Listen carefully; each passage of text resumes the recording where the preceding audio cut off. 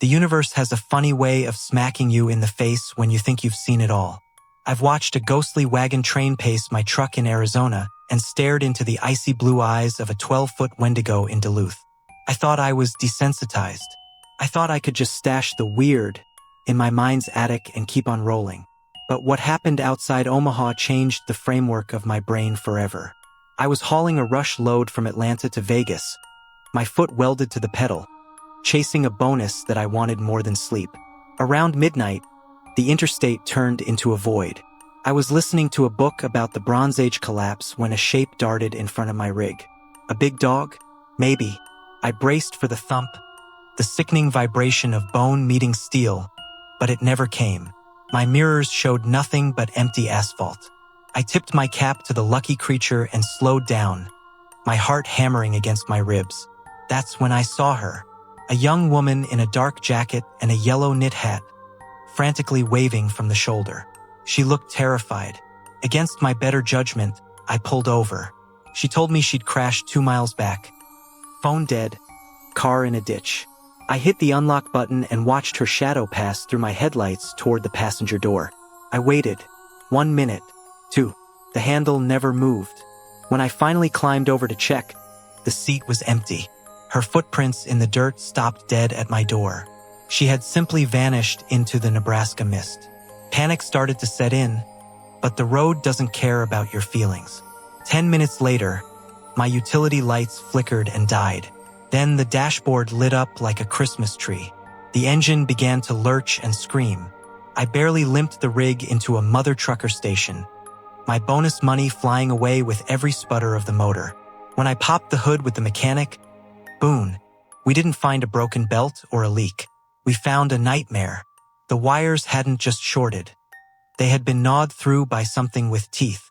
And everywhere, dripping from the battery, coating the cylinders, hardening over the alternator, was a thick greenish-yellow ooze. It was sizzling, a radioactive-looking sludge that hardened into an amber-like rock as we watched.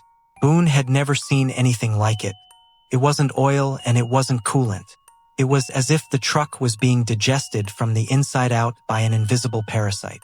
Distraught and confused, I retreated to my cab to grab my bag, only to find the weird hadn't finished with me.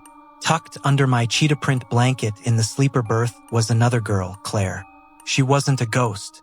She was a bruised, trembling mess of a human being hiding from a monster in a human skin.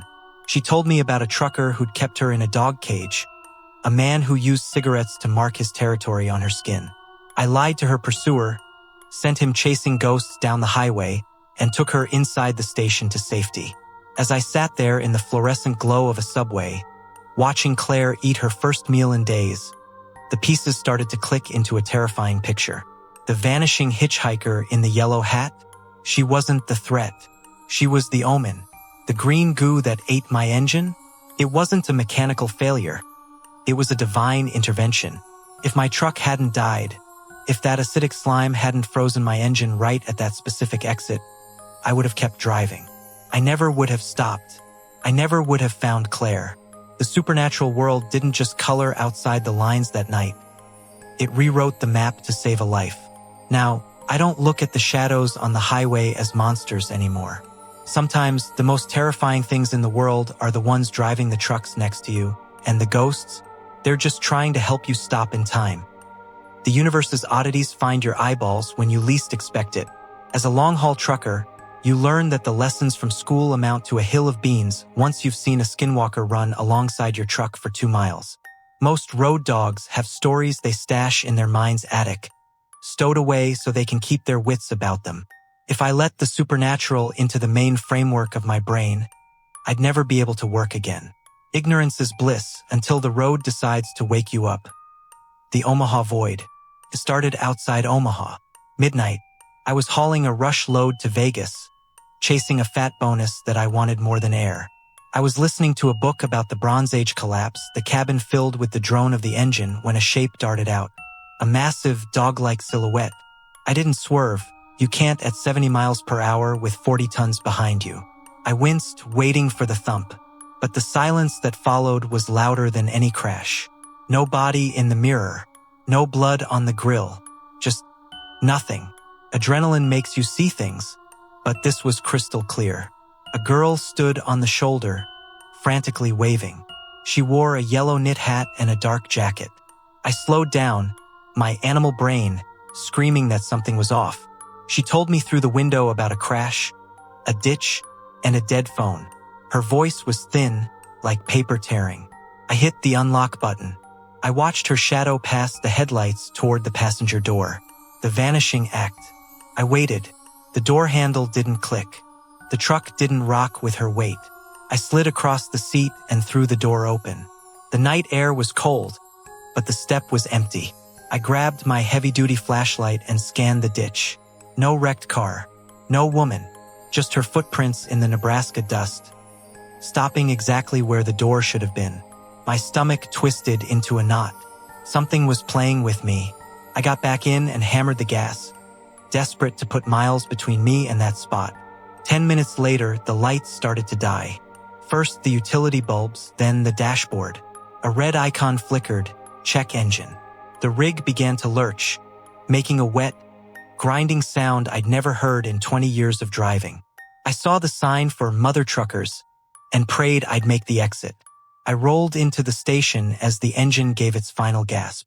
Boone, the night mechanic, walked out with a donut and a look of pity. But when we popped the hood, his jaw dropped. The engine was covered in a thick, pulsating greenish-yellow ooze. It looked like glowing bile. It was sizzling, melting through the rubber hoses and hardening into an amber-like shell over the wires. What kind of vermin leaves this? I asked. Boone just shook his head, terrified to touch it. The hidden guest. While Boone called for a chisel to hack away the hardened goo, I went back to my cab to grab my wallet. That's when I saw the blanket move. Two trembling, dirty Converse sneakers were sticking out from under my cheetah print cover. I yanked it back, expecting a monster. Instead, I found Claire. She was young, maybe 22, and her eyes were swollen shut from crying. She wasn't a ghost. She was a survivor. Where is she? A voice boomed from the parking lot. A massive trucker with a flattened nose and bloody tissues stuffed in his nostrils was stomping toward my rig. He looked like he'd been in a cage fight and lost. Claire gripped my arm, her skin covered in cigarette burns and bruises. He's going to kill me, she whispered. The weird night suddenly became very real. This was the monster the Yellow Hat Ghost had warned me about. Part 9, The Righteous Lie. I stepped out of the cab, blocking the man's view. I told him I saw a girl run toward a lifted Chevy that tore off toward the highway. He didn't think. He just roared in frustration, jumped in his rig, and vanished into the night, hunting a ghost I'd invented. I watched his taillights fade, feeling a chill that had nothing to do with the wind.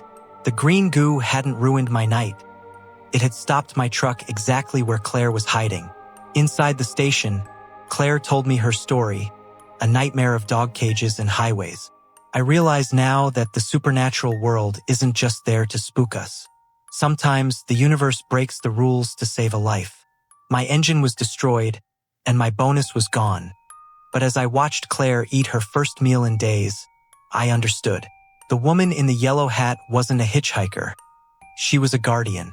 And the goo? That was the road's way of saying, stop. Someone needs you. I thought I'd sent that monster on a wild goose chase.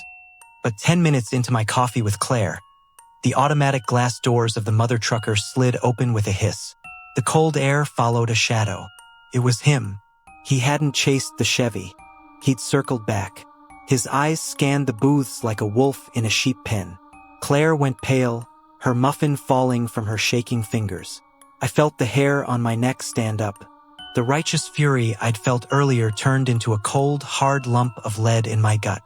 He wasn't just a trucker. There was something empty in his gaze, something that didn't look entirely human. He spotted us. He didn't run. He sauntered over, his heavy boots thudding on the linoleum.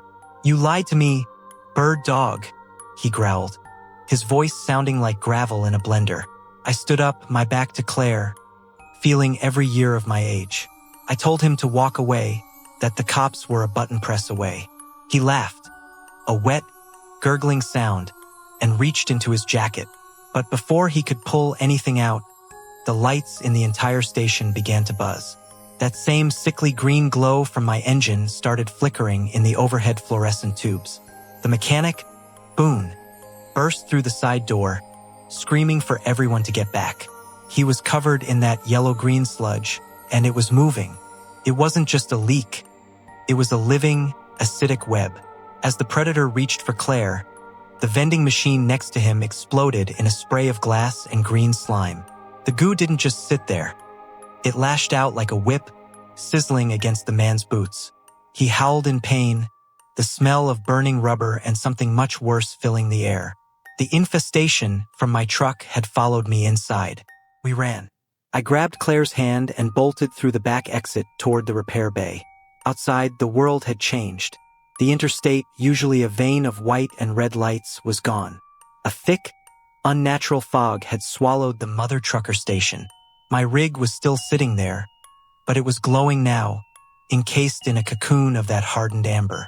Boone was nowhere to be seen. Only his coffee cup remained, melting into the pavement. We realized then that we weren't just at a truck stop anymore. We were in a pocket of the world where the natural rules had been suspended. By sunrise, the fog lifted as quickly as it had arrived. The predator was gone. His truck was found abandoned 3 miles down the road, the interior coated in that same green, acidic goo, but no sign of the man. My rig was miraculously clean. The sludge had evaporated into a fine mist, leaving the engine purring like it was brand new. Claire stayed with the local authorities, finally safe. As I pulled back onto the I-80, I looked at the passenger seat. There, sitting on the upholstery, was a single yellow knit hat. The universe doesn't give you answers, it just gives you a chance to do the right thing. And sometimes it sends a little green slime to make sure you're listening.